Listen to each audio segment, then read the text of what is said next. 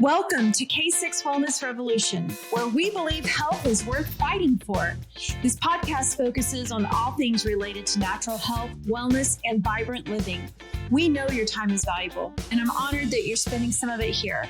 So get ready, because the Wellness Revolution starts right now. Welcome to the K6 Wellness Revolution podcast. My name is Crystal, and I'll be your host, introducing you to the experts at K6 Wellness, where we'll discuss all things health and wellness because your health is worth fighting for. First, we have Sharon Cron, who is a traditional naturopath, registered nurse, and bioset practitioner with over 17 years experience in functional wellness. And next, we have Elena Bach, who is a certified holistic health coach and whole body thermography specialist. Hello, ladies. Hey, Crystal. Hi. I want to start off today by asking Sharon, who is the owner of K6 Wellness in Dallas, Texas, to share a little bit about how and why you started your wellness center. Sharon? Well, like most people in this field, I came to it through my own health issues. And when I was still a youngin' in my 20s, I got married young, started having my family at a young age, and I never felt good. And my husband would always tell me, you should go to the doctor. Nobody should be as tired as you. And I just convinced myself, no, this is just what being a mom is. It sucks. And this is what my life is. And it wasn't really until I had a miscarriage after I had 3 children. And then I had a surprise pregnancy and lost that pregnancy at about 11 weeks. And it was really strange. And then we thought, okay, well, let's go ahead. Yeah, let's finish our family. Tried again, lost that pregnancy as well. And I lost another pregnancy. And I told my doctor, this isn't normal. Something's wrong and I don't know what it is. And he offered me Zoloft, which was not satisfactory, because it wasn't going to do anything to answer the question, why is my body rejecting a pregnancy after I'd had 3 children with no problem? It wasn't because I had a deficiency of Zoloft. And I just insisted on more tests, and they did tests and found out I had autoimmune issues. And I took that back to my PCP, who was also a trusted friend. And he said, Sharon, if you were my wife, I would tell you, look outside the box on this one. And my mom had always been kind of crunchy, if you will. She started into like essential oils and coffee enemas and stuff when it was just embarrassing to go anywhere with her, because people go, what's that smell? And I told her, it took me a few months even to tell my parents, because I didn't know what to do with that information. And this was back when internet was still up and coming, and everything you had ended in death if you went to WebMD. Still kind of does. Yeah, it does. But anyway, I kind of jumped off on the natural train. I got a naturopath to start working with me, and she just pointed out so many things that were missing or dietarily that I was doing wrong. And so we just started making these changes, and it wasn't an overnight shift, but I started feeling better. And as the months went by, I started to regain function. And then I found it's called Nambudrapad's allergy elimination technique. And it's basically a drug-free, non-invasive approach to allergy elimination. And I had developed these severe allergies kind of overnight. And I found this lady who did it, and I went in, and like one time she totally fixed all of my seasonal allergies. She named exactly what it was that I was reacting to. And that was kind of that aha moment where I went, I finally know what I want to do when I grow up. All you have to have is your hands. And it was just fascinating to me. So I started my study pretty soon thereafter. And I've just really kind of never looked back. It's been amazing. So, yeah. That's an amazing story. Elena, do you want to share a little bit about your journey to K6 Wellness and how you became a practitioner as well? Yes. So mine starts similarly. My health crashed, and my health crash started a lot younger than most people. It was in college. I'd been super healthy until that point, was maybe sick 2 or 3 times my whole life. But I had a horse accident right before I went to college where my horse rolled over the right side of my body. And now I know, because I know how to connect the dots, that did start the cascade that wrecked my life back in my early 20s.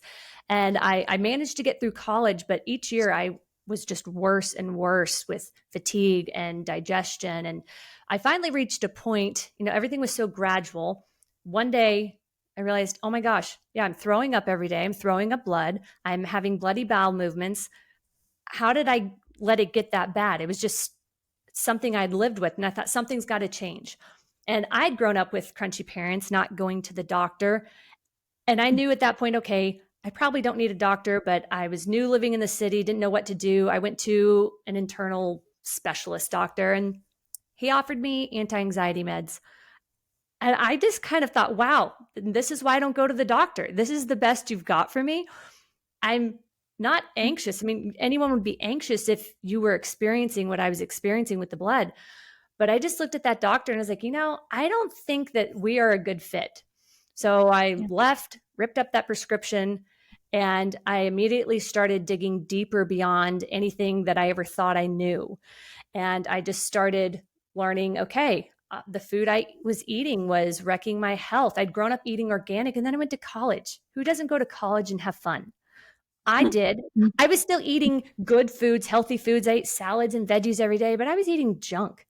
And mind you, I was a musical theater major initially, did not keep healthy hours, did not keep healthy habits. And just one thing after another, my body kept crashing. Even though I was starting to make changes, I needed to do something more extreme. And I started, like I said, becoming a student on my own, studying these things and going to different practitioners. And I had gotten over the worst of it, but I still needed some help. And I actually ended up as a client at K6 about 12 years ago. And Sharon and I started working together in that way initially. And then as I began to get better, I mean, I was bedridden when I first came to K6 because I just had plateaued on everything I was doing. And once we started working together, started getting my life back, my health back. And mind you, it's a constant journey. It's not a one and done thing. But now I get to be such a part of K6 Wellness as one of the practitioners here. And it's just so rewarding. I see people who are where I once was, and my heart just goes out to them. It's like go ahead. It's funny with Elena because when Katie had talked to me about hiring Elena, I was like, oh, I don't know about that. She's real bad about remembering her appointments. My brain was broken. And I sat on it for a while, but I think Katie could see things that I couldn't see. And it was amazing once Elena started working with me. I remember telling her, I'm so impressed with you. I was really worried about doing this because I made her learn it from the ground up. And she I started at the front desk. That wasn't really my gifting, but hey, I wanted in any way I could to be a part of this practice because I knew what K6 could do. And it's funny, in those early days, I didn't go into a single room without a pen and paper because either Sharon would say something, a client would ask something or say something, and I knew my brain was broken. So I compensated fairly well. I'm still here. They can't get rid of me. Yeah. I don't want to. Oh my goodness. Well, thank you for sharing that too. Sharon, I did want to ask, why K6? What's the significance of the name?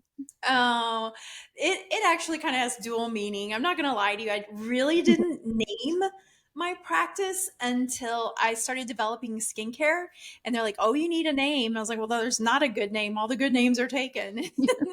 And then we kept coming back to K6, and my last name is Cron with a K, and my whole family, we have 4 daughters and my wonderful husband, and we all worked to make my practice come alive.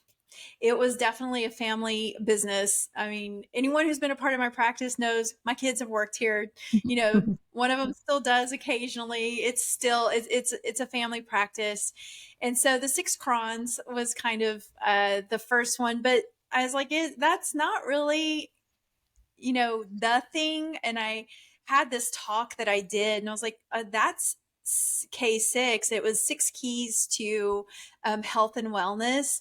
And it dealt with water and sunshine and movement and rest and eating real food and having spiritual peace. And so to me, those were kind of the main things that you need to set the foundation to have health. So ta-da, K6. I love it. I think that's great. 2 messages there with both. So I love that. Well, thank you both for sharing all of that with the audience, because I'm sure they're all very interested in the foundation of K6. But right now, I want to move the conversation to our main topic, which is thermography. And I'm actually very excited to hear from you both about this subject, as that's initially what brought me to K6 Wellness over 5 years ago. So you both have so much knowledge and have helped so many people over the years, including me. So the first question I want to start with is, can you briefly explain what thermography is for those who might not be familiar with the concept? Well, I'll take this one. Okay. So first of all, thermography, you're doing therm or temperatures, the study of heat, and the measurement of heat, acquiring those measurements. That's the main thing that we're dealing with thermography. And thermography is used in many different applications across many different industries. In health, there's 2 main kinds. There's camera thermography and infrared sensor thermography. One is an imaging, more of a heat imaging of the body, and the other one is acquiring temperatures on various points on the body. And you're taking kind of a pre and a post temperature to find out, wow, does this spot, like let's say, right here on your frontal sinus, does this spot warm up or does it cool off with time? And so thermography, it's also called thermology, thermometry, and thermography. And it all means the same thing in America. But really, this technology is from Germany. The Germans do it the best. And that's where all this originated. And so they've really kind of mastered the art and science of thermography. Okay. And how I did think you get a lot involved of with people it? Go ahead. Yeah, go ahead. I think a lot of people don't know what to expect with thermography either, because a lot of people think it's going to be this big machine, but we are literally just taking temperatures with an infrared thermometer. And then when they see the amount of information we can get from that, it's mind blowing. Because we're taking like 130 temperatures.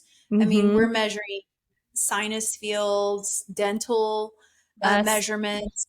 Yeah, breasts, abdominal organs, kidneys, respiratory, cardiovascular. We're measuring all kinds of stuff in the span of under an hour, beginning to end.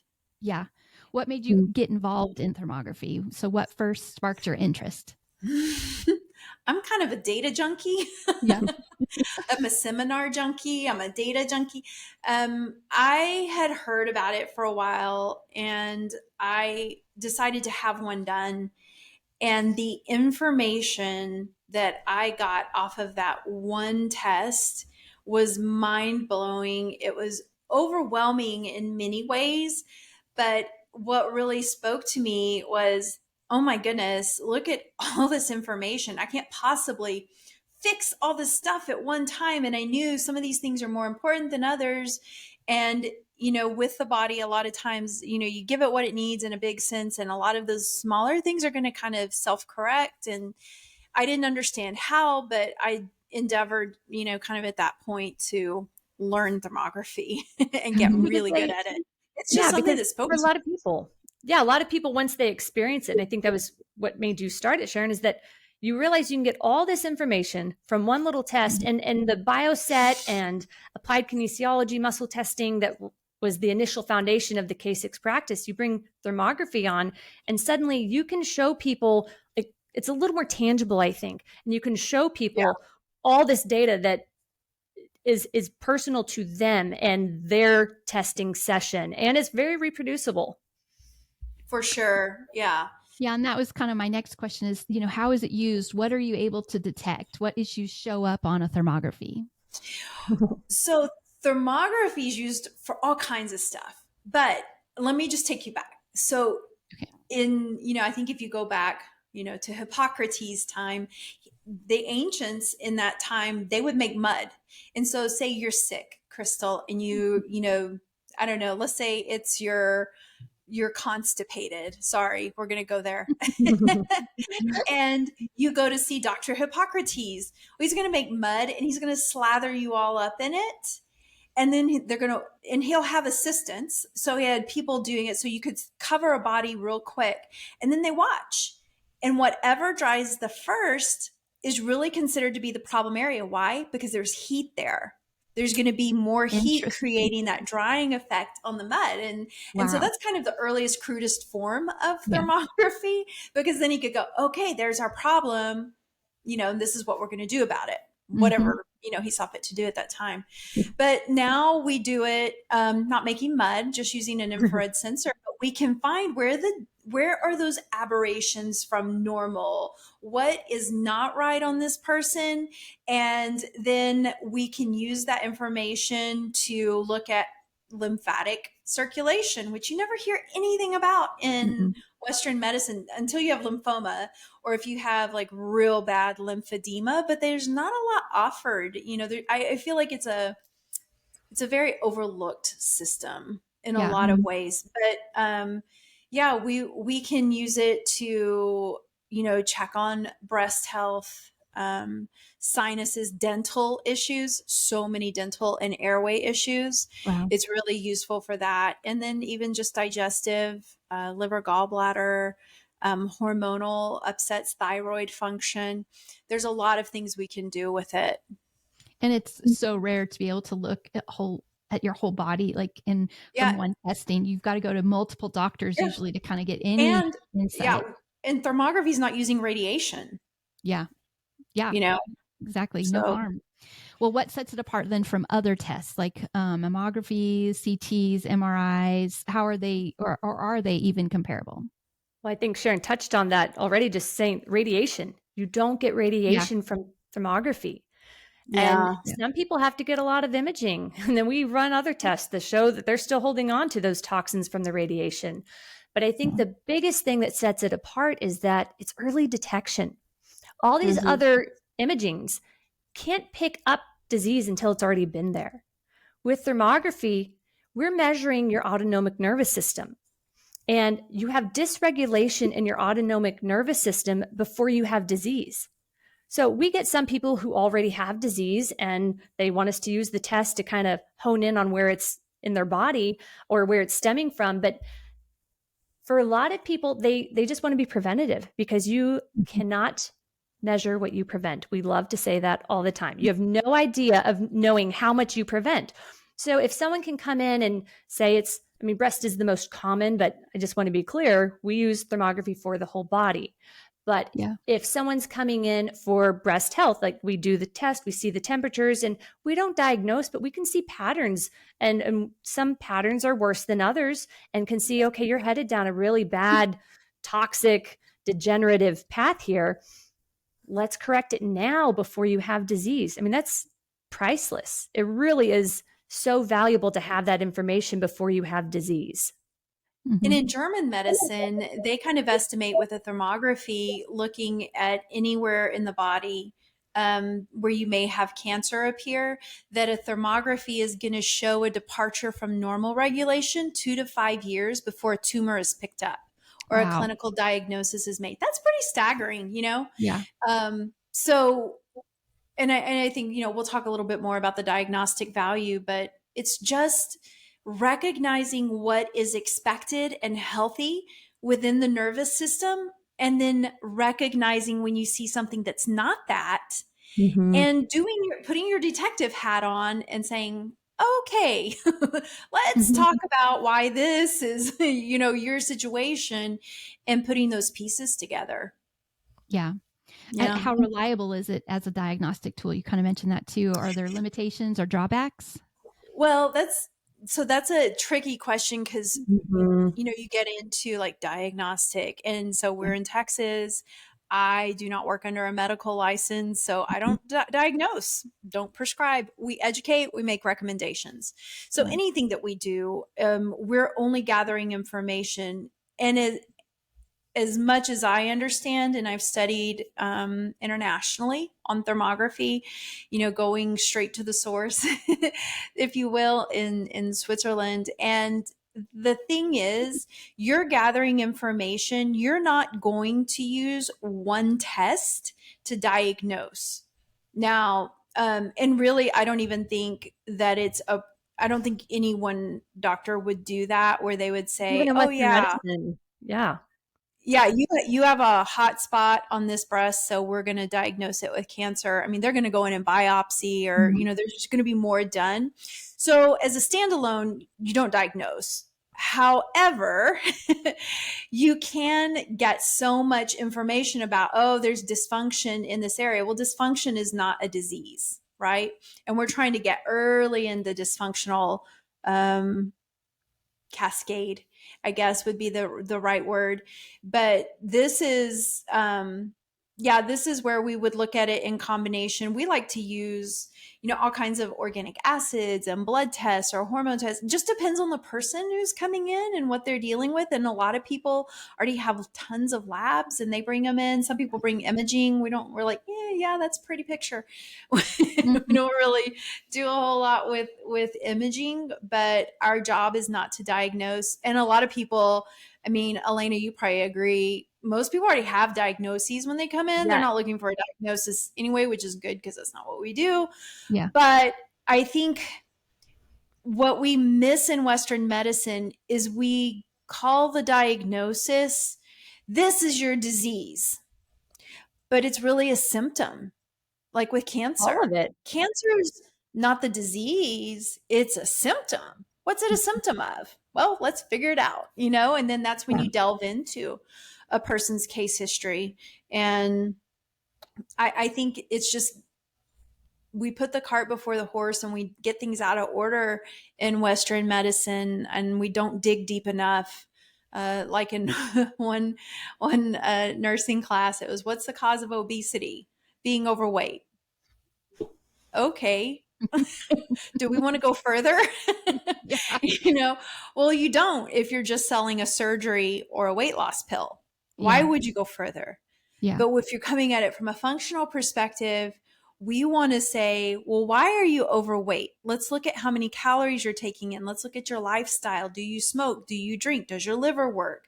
Do you have hormone imbalances? Do you sleep? Do all of these other things? Because there's not going to be just this one thing. And I think that's true. Even if you look at the whole Western approach to cancer, are they ever going to find a cancer drug? I don't think they really will, because cancer is a syndrome. It's a culmination of so many things, right? And I just think we kind of miss it. Yeah. Yeah. And that's where it's helpful with thermography. Sharon alluded to this, or, basically said it, but we're using thermography as one piece of the puzzle, and it's for a different point of view. Blood work and any kind of lab test, that's one piece of the puzzle, one point of view. Thermography is another. And I always tell people, hey, your health history and what you're telling me, the symptoms you have, they're real. And that's another piece of the puzzle. And we want to be able to fit it all together. So yeah, we're not diagnosing with your thermography, but we're showing you, here's what's not regulating right. And I can't tell you how many times I have clients sitting here and they just feel so validated, because I'm saying, like, okay, you're feeling X, Y, and Z symptoms. Well, let's look at your liver. You have this disease or this diagnosis if they come in with that already. But how is your liver handling this? Because the liver is life.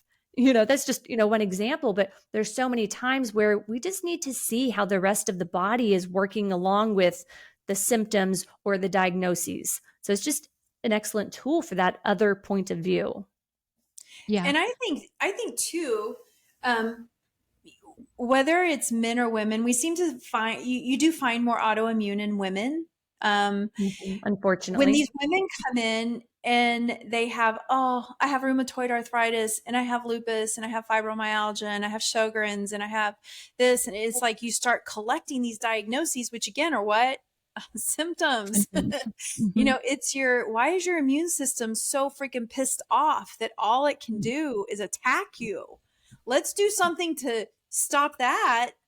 little process, and then let's get on top of it and let's start normalizing that immune system. And I think that's so much a part of where thermography validates people, because they can see, oh my gosh, my whole body is hyperregulating, or nothing happened here. I should have changed temperatures, but nothing happened. And it's I guess I don't even know how many years we've been doing this now, almost 10 years with the thermography. But after thousands and thousands of them, it's never something I'll get used to. When you look at a thing, a thermography, and for me, I play this cute little game where I won't look at a health history. I'll just look at the thermography. And so I can play guess what this person has. So I do my thermography interpretation, and then I'll pull up a health history. Yeah. And it's just, it's mind blowing. Well, it answers all the questions. You start looking at how this organ or the colon, and then you go look at all the symptoms they listed: bloating, diarrhea, or constipation. And I mean, the list goes on of digestive issues. And you're like, yeah, I guess I could have guessed that. That's what I saw. Or that stomach is so cold or so hot, they can't digest anything. Yeah. And so there's value, in thermography with places that are super cold and spots on the body where there are those quote unquote hot spots. But then it's equally important to find where nothing happens, because your body, where it heats up, is on mainly the head and the thyroid. So when we take a temperature, we take all the temperatures, and then we're like, all right, take your clothes off. You're going to stand in this 68-degree room for 10 minutes. And it's just enough to get that sympathetic nervous system, or that fight or flight, going. Because people are like, you want me to strip, and I'm going to stand here naked in this room, and it's cold, and it's cold, and I can't shiver or curl up into myself. Yeah. And so, but 10 minutes, they've adapted. So we come back in, take all those temperatures again, and there's expected norms. The head should heat up. The thyroid should heat up just a little bit. Mm-hmm. Everywhere else on the body is going to cool off to certain degrees. Like the breast should cool off, 1 degree is great, but 0.7 to 1 degrees Celsius, everything's Celsius, by the way. Mm-hmm. When we see other things, then we know to start looking like, oh, well, your breasts cooled off by 3.5 degrees. That's a lot of we call hyperregulation. Like, you should have gone this far and you went this far. Overachievers. Overcompensating, right? But when you see a spot on a breast that's supposed to register at maybe 32 degrees Celsius and it registers at 38 degrees Celsius, okay, we know we have a problem there. What is the problem? That's where we start putting on our detective hats, and we love to talk about some of the crazy stuff we've seen. Well, thermographies. Well, and going back to the breast, because I know that a lot of women are trying thermography in place of mammographies, and so there's been debate about that as well.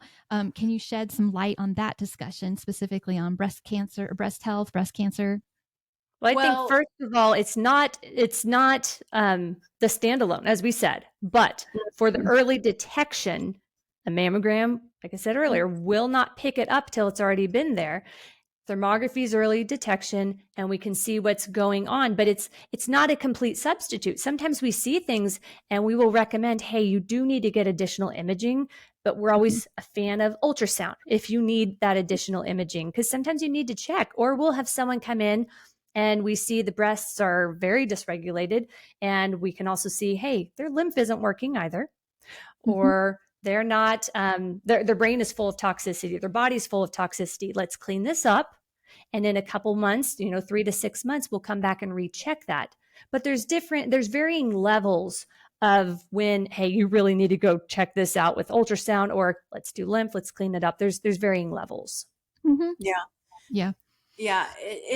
I think that's a really good point. And it's also, sometimes we've had a few instances through the years where women have come in either with, or cancer has eaten up their breast and they've been in denial and wouldn't go do anything about it. And then it's traumatic to the thermography technician. And and it's important to remember thermography is a test. It's not a treatment for anything. There's no therapeutic value in it. It is information gathering. And I think sometimes we get this paralysis of analysis with disease, and the same thing can happen in the natural world, just like it can the medical world. But, or we've had women come in with one breast is 4 times the size of the other one. And they're like, do you think I have cancer? And it's like, well, first of all, it's not my, call to make. And secondly, we're going to do this thermography because you're here, but then you need to go see a doctor. Mm-hmm. So I think it's knowing your role to fill. And that's the thing. I think there's a place for medicine and there's a place for imaging, but there's a place for alternative methods of gathering that information. And I have always said, if we did mammograms on testicles, we'd have better testing.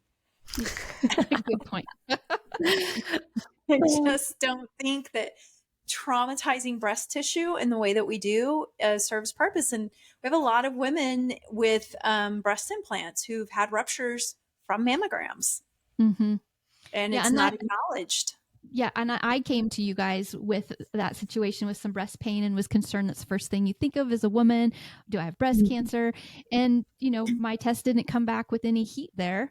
It just was some anxiety and stress, kind of pain manifesting itself kind of under my armpit. And it kind of scared me. But that brought a lot of relief. I didn't go get the radiation and all that I didn't need. And I had the thermography and we could watch it. And I've been doing them for 5 years. And so we watch it to make sure nothing ever did. But I know for me, that was a great alternative for me. And then of course, doing the whole body, it has been helpful too. So, but yeah, I know I get into conversations with my friends about what, cause they're all in the, mammographies the once a year and, they don't understand, they don't see the value in it. So I'm still, I guess, fairly new to a lot of people too, that they don't quite understand it. For sure. And I think a lot of the time women think, like say women who are beginning to question mammograms and, not feeling comfortable with that, some people can tend to do nothing instead. Yeah. And that is never an option. So what we can do with thermography, if people are open to that as a first step, we're also all about education and self-awareness, like learn your body, do self breast exams. There's nothing that replaces that because you know your body better than anybody else. But you know what? And this is a good point, Elena, because I know you've seen it and I've seen it because we talk about this, but Crystal, there are, and to the listeners out there, listen to your body. If you are so distracted and you are so busy that you don't know the answer to these questions, do you sweat well? Do you have a bowel movement every day? And some people don't know what bowel movements are. So for those of you who don't, do you poop every day? If so, how many times? Do you know that there are a good number of people who have no idea the answers to those questions? Yeah. They don't know how much water they drank or if they drank water the day before. Yeah. So those things are disturbing. And I think it just is a testimony to how distracted and how busy we are as a society, that we don't listen to our bodies. And I tease people all the time because I'm an device person, anti-Bluetooth. Like we do not think anybody should be sleeping with electronics. And so people give me a hard time about the Oura rings and the Apple watches. And they're like, but I need to know how much sleep I've got. And I said, then open your eyes and ask yourself, how do you feel? and that's, but I get it, right? I mean, I love data, but I don't want that kind of data. And years ago, I just put my phone in the closet. I won't set it early. I will set it for the time I need to get up. And when I get up, I have to go turn off the alarm and I just don't get back in bed. Yeah. But I know when I get up, if I slept well, and I know if I got enough rest, because it's a ritual. Looking at my watch to tell me how I slept does not help me to have a conversation with my body. There's no check-in. We've got to have those check-ins. Yeah. No, it's very easy to be distracted and to not think about that. I wanted to ask you if you have any situations where thermography made such a significant difference and maybe even saving a life.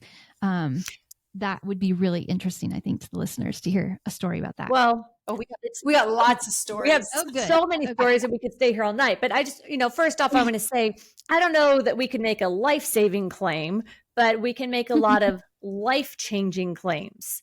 For sure. A big one is there's a class of women out there who have a huge list of symptoms, and it could be fatigue, thyroid issues, autoimmunity to thyroid or any other kind, brain fog, and which can be a lot of diseases, but weight loss resistant. But this certain class of women are women who come to us with breast implants. And sometimes they're aware, a lot of the time they are not. They have no idea that their implants are actually what's creating their disease or all their symptoms. And, I think once or twice, there's been a few times we do a thermography on a woman who's had implants and everything looks great. And it's shocking and surprising. But a lot of the time there isn't, because you're going to have scar tissue. You've got a foreign object in there that your body doesn't want and it's not used to having. And a lot of the time women aren't told, if they've gotten breast implants, they are not told that there's an expiration date. We see women all the time who've had their implants for 20 or 30 years. And let me tell you, those thermographies never look good. And so when you can just bring awareness to this for women, a lot of women are resistant at first. It's a very personal subject. And we try to be gracious about it, but there's only so many gracious ways you can say, this surgery you did that you elected to have is making you sick and not adding days to your life. Yeah. And so it's really fun to see the women who get that and can make a change. And I mean, that changes their life. It truly does, to realize, oh, this is what's making me sick and I can remove it. And, some people have radical experiences and some it's a little more subtle, but for a lot of women, it could just be one of the things that's preventing them from full healing and optimal health. And so that class of women with the breast implants, it's called bills. And so I want to put that out there, because someone might be listening and thinking, oh, I have all these symptoms. Well, start connecting the dots and ask yourself, when did this start? I have a friend who got implants and immediately became sensitive to gluten. And of course, she knew me and knew that I was not really a fan of it, but if she was going to do it, it's like, you need to pay attention to your symptoms and let me help you if anything happens. And like immediately gluten became an issue. That's just a tiny thing. Yeah. Yeah. And it's, I think, another perspective to what Elena is saying is what women are being told from our point of view, right? Recognize you've got this foreign body. It doesn't go there. Your body may object to it. And those breast implants do have an expiration date, versus what the doctor has said, which is you're fine. Now, we do find more and more over the last 5 years, breast surgeons are coming around to saying you're going to need to get these redone in, 5 to 10 years. But so many women are not told that ever. And that's a problem. So when they're told, oh, well, it's silicone, why does it matter? It's inert. And I went with my first client I ever had, where it was like, I don't know why you keep showing up with this whole silicone issue with some of my energetic testing that we do. And this was, I think it was even before we did thermography. I just kept getting that silicone. She's like, oh, well, I went to one of those parties and I have breast implants. So she had unencapsulated silicone injections in her lips and her butt cheeks. Oh, wow. And it was the saddest thing, because she was miserable. She was she could not work because the fatigue and the brain fog and just the various health issues were so much. And it wasn't that she was lazy. She wasn't looking for a way out. She wanted to participate in life and she couldn't. And she begged me to go. She found a doctor who was going to do the surgery, to the explant surgery. And she begged me to go with her to the pre-op appointment. So I went not knowing what to expect. And he proceeded to hand me my behind on a platter. I mean, I've never been ripped up one side and down the other by a doctor before. And I was kind of in shock, but I finally told him when he gave me a chance, I said, okay, wait a minute. I get that you think in 2,000 years, archaeologists are going to say, what are all these people doing with, silicone? It's still here and it's still in the same form. That may be. But you have to acknowledge if the human body can turn on itself, if the human body will make antibodies to its own thyroid, to its own adrenal tissue, to its own soft tissue, why do we think that the body would not develop antibodies to any foreign object? Yeah. Silicone bags included. It doesn't matter if they're filled with saline or silicone. Yeah. And he didn't have an answer for that. And we left it at that. I think the score was him 10 and me 1. That was the scariest conversation I ever had, but it didn't deter me because I knew that her body was showing up the way it was for a reason. And he even reduced her lips down and tried to get as much silicone out as he could. And I think he did her a lot of good in the end. And it really gave her a lot of her life back. Yeah. But we see stuff like that a lot. And there's good ways to do things and there's better ways to do things. And so yeah, do you see that in dental work too? Like for the thermography, is that a thermography able to detect things dental work? There is so much that comes back dental. We kind of tease like, man, we need a dentist in our practice because so much of what we do tracks back to the mouth. And in biological dentistry, which, it's really how health relates to the mouth. And a biological dentist will tell you your gut is in your mouth, right? It's one long tube. And so things come and go both ways. And a lot of the reflection of our gut health will show up in our teeth, and it can show up in the way of cavities, bad breath, gum disease, things like that. But what we see that's really quite extraordinary, because you asked about, life-changing and all of that. So I want to tell you this statistic first. So in Germany, or you go to a German biological, a new German medicine clinic, anything like that, or a biological dentist, they're going to tell you, well, 95% of women who have breast cancer are shown to have a root canal on one of the teeth associated with that breast. Let me repeat, 95% of women with breast cancer are shown to have a root canal on a tooth connected to that breast. Now, that may sound foreign to some of our listeners. And the fact of the matter is, there is a connection between every organ in your body and your teeth. So if you don't know what meridians are, if you've been to an acupuncturist, you know what meridians are. And they're circuits. They're basically electroconductive pathways that have been identified across all cultures. And those circuits run through our teeth. So you have 5 teeth on each side of your mouth that are connected to the breast on that side. And it's important to note that if you, just like with the electricity, say you've got, a current running from here to here, and you throw wire across it, or you throw some metal block across it, what are you going to do to the energy or the electricity? It's going to disrupt, right? It's going to arc. It's going to short out. Something's not going to work right. Well, it's the same thing. What do we do to our teeth? Well, we spent a long time putting amalgam fillings in them. What's amalgam?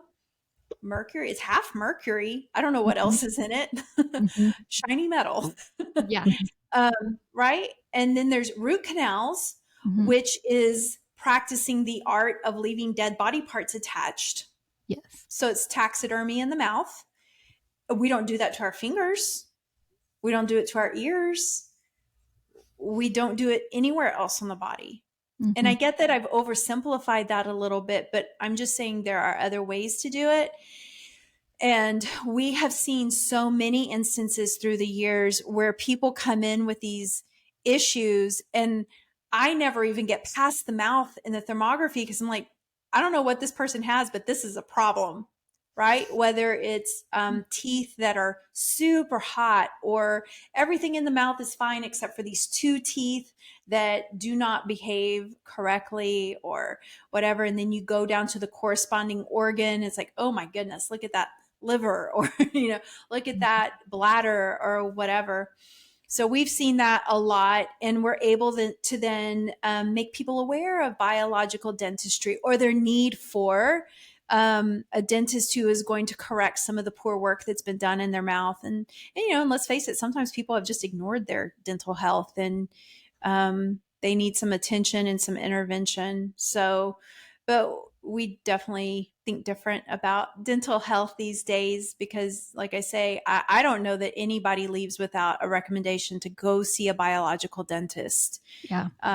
It's so important. And biological dentists say 80% of all disease starts in the mouth. Wow. And now we get it. We see it every day. So we kind of, oh yeah, there it is again, Mm-hmm. Yeah. Do you see anything interesting or challenging specifically with toxins or EMFs?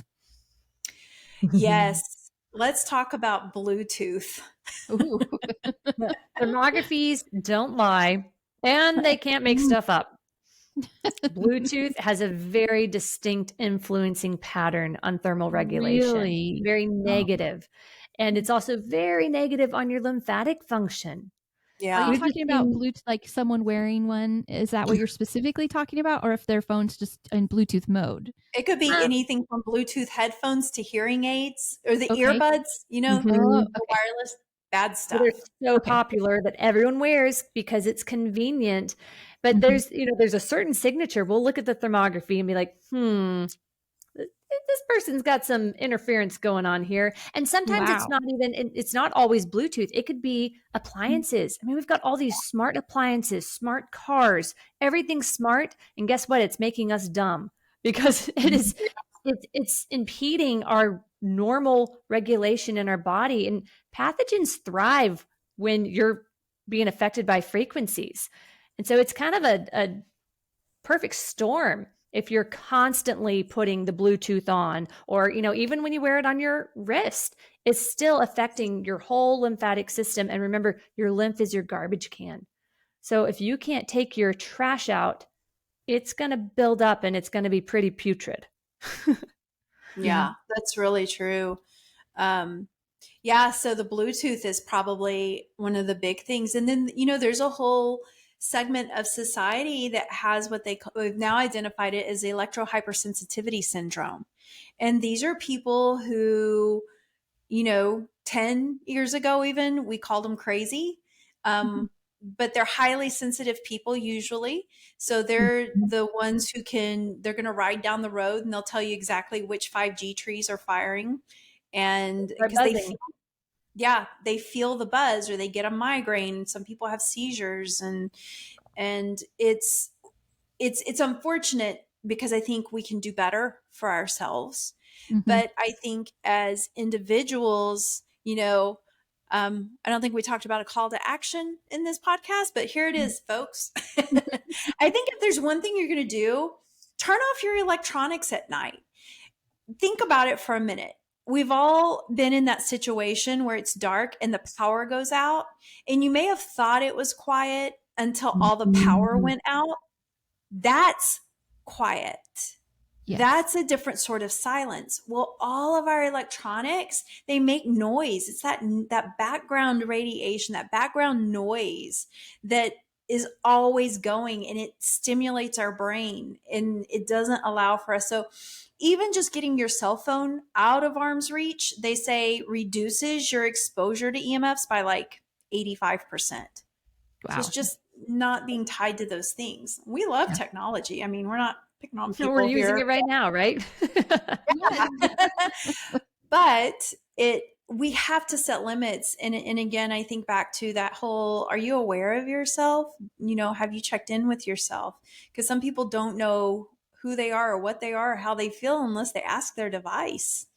True. And that does show up, especially in the brain points in thermography. And I think for a lot of people with chronic pain, Elena does most of our lymph here. And that's something that we've seen with people who just have I just hurt head to toe, just everything hurts, nothing's wrong. And I'm on, 3 antidepressants.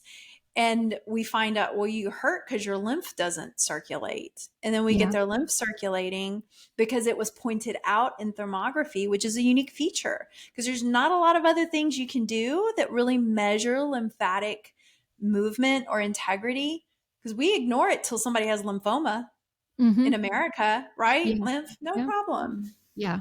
But Yeah. when you get lymph moving, then it's like, oh, this is amazing.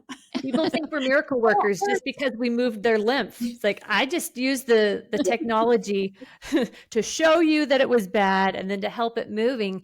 But it makes such a difference, because think about if you had trash piling up in your house, the house would want to crumble down if you never took it out, and your body's the same way. So you get that relief. Suddenly you feel like, okay, I can do this. I can do this thing called life.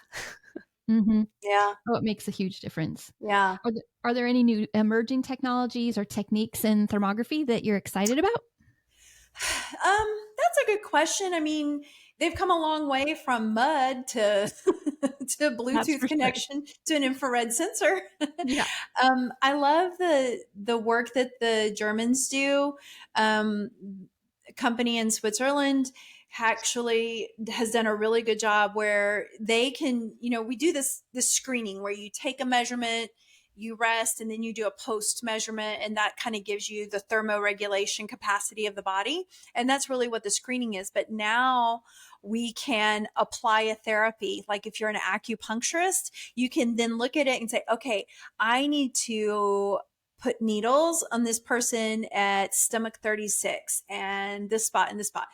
And then you can apply your therapy, and then you can finish it, wait 5 minutes, and you can remeasure immediately to find, did we now take this temperature that was so far out of range, whether hot or cold, is it now in range after we did our therapy?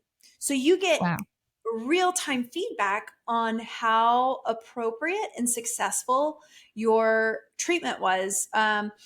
Neural therapy, it's done with chiropractic adjustments, can use this. There's so many different things you can do with this. And so I think that that's really cool. And so just the real-time information. But other than that, I mean, in our world, those are probably the biggest things or innovations in thermography. That's exciting. Yeah, it's really cool. Are there any misconceptions? Oh, go ahead. I'll ask that. No, go ahead. I was just going to ask if there are any common misconceptions about thermography that you want to address. Plenty. Okay. Tell us. Well, I think the one thing, and Elena, I'm interested to know what you say here, but I think one thing that we always hear people say is, oh no, it's a hot spot. Hot spots aren't always bad. Like your whole head should be a hot spot. Remember when you go out in the cold and your mom would tell you, put a hat on because you're losing all your heat. It's true. That's how we lose our heat. It's through our head. Those temperatures should warm up. So hot spots aren't always a bad thing. Sometimes cold spots are really bad. Because what's cold is old. Yeah, what's cold is old. It depends on where you're looking at in the body. So I think that people assume, oh, this is going to find something hot and that means cancer. It's really what people need to understand about thermography is this is detective work as well. We're able to find, we call them signatures, but they're basically, it's kind of the calling card of different types of issues that the body displays for us. And then it's up to us as practitioners to put the pieces together and go, okay, this is what we need to address on this person. But I think too, people look to thermography thinking they're going to get a diagnosis of something, and you're not going to get a diagnosis, but you are going to get a lot of information that's useful for avoiding diagnoses later on. Yeah, and if I remember you said earlier, it's kind of way earlier detection than a lot of other methods. You don't want to wait for the diagnosis, right? But hey, just on that note, though, some people come to us after diagnosis because they didn't know about this beforehand, and that goes back to us honing in on where it's affecting their body. But I'll say another misconception about thermography is people will say, "Oh, I just run hot, so I don't think you'll get a regular reading." Well, hey, anyone will get a regular reading because everyone has a different baseline. That's why we take 2 sets of temperatures. We take that first one to establish where do your temperatures run. And in the 10-minute cooling period, even if someone runs hot and doesn't get freezing in that 10 minutes, you're still going to have a shift in your temperature regulation. And so we can get that second set of temperatures and then see where did it regulate like it should or shouldn't. But I just like to clear that up because I'll start people's tests. They're like, well, I just run hot. Well, no big deal. Now, it could be a problem if you suddenly have a hot flash, but that's another conversation. And we work around that, but. Yeah. Well, is there anything else you'd like to add? Because I've come full circle on my questions. Do you guys have anything that we missed that you'd want to share about thermography and even what you guys do specifically with thermography in your practice? We just tell people this is about the best physical you'll ever get. I have 4 grown daughters. I have 2 grandchildren. I make all my girls do one every year. I don't really have to make up. They do it. And we do it, for ourselves. And I think it's just important for people to take a moment and say, what am I willing to do to avoid problems later on? Now, not all problems can be avoided, right? But there's so much that we can do. I'm going to personally employ every tactic I can to preserve my health. And I've always said, I want to live really well until I die, and I want to die really fast. I like it. And so for me, if I can avoid chronic illness, if I can avoid chronic pain, if I can avoid something that could have been averted 5 years ago, I'm going to do that. And so with that respect, we love thermography, as a yearly screening. Yeah. And I want to add, for any of our listeners, we've talked a lot about women and breast health and mammograms, but thermography, whole body thermography is for men too. And it's for children. We do as young as 8 years old. They just have to be old enough to stand still. But it's for everyone because everyone has the potential for disease. Everyone has a toxic burden. Everyone's got inflammation. So this applies to absolutely everyone that you care about. And I tell everyone in my family, like, hey, I love you. I care about you. I want you to prevent everything you possibly can. Get your butt in here and get a thermography. Yeah. Yeah. Well, just like that, we found the perfect place to end the episode. And we truly hope that you all found the information helpful and would love to hear from you. If you're watching the episode on YouTube, please like and subscribe to our channel, and also check us out on Facebook and Instagram. For more information about thermography or on the K6 Wellness Center, please visit k6wellness.com. And until next time, take care of yourself because your health is worth fighting for. Thank you so much, Sharon and Elena.